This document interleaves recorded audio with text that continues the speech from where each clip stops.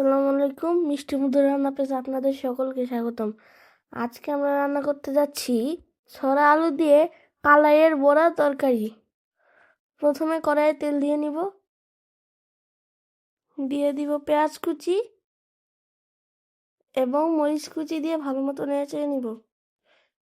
কিছুক্ষণ নেড়ে নেওয়ার পর দিয়ে দিব হলুদ গুঁড়ো, ধনিয়া গুঁড়ো, আদা আদা আদা বাটা এবং রসুন ও পেঁয়াজ বাটা।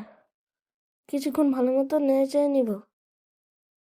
কিছুক্ষণ পর দিয়ে দিব ভেজে রাখা ছড়া আলু এবং সাধারণ আলু। কিছুক্ষণ নেড়ে নেওয়ার পর দিয়ে দিব গরম করে রাখা পানি।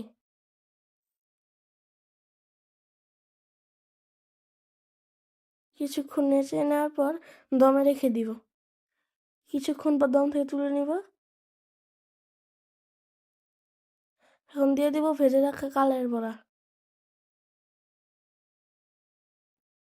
এবং সাথে দিয়ে দিব কেটে রাখা টমেটো। কিছুটা নেড়ে নিব। এখন কিছুক্ষণ দমে রেখে দিব। কিছুক্ষণ পর দম থেকে তুলে নিব। এখন দিয়ে দিব জিরে গুঁড়ো এবং সাথে দিয়ে দিব ধনিয়া পাতা।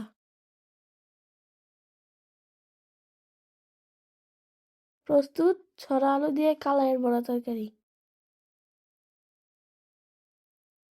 প্রস্তুত ছড়া আলু দিয়ে কালাইয়ের বড়া তরকারি।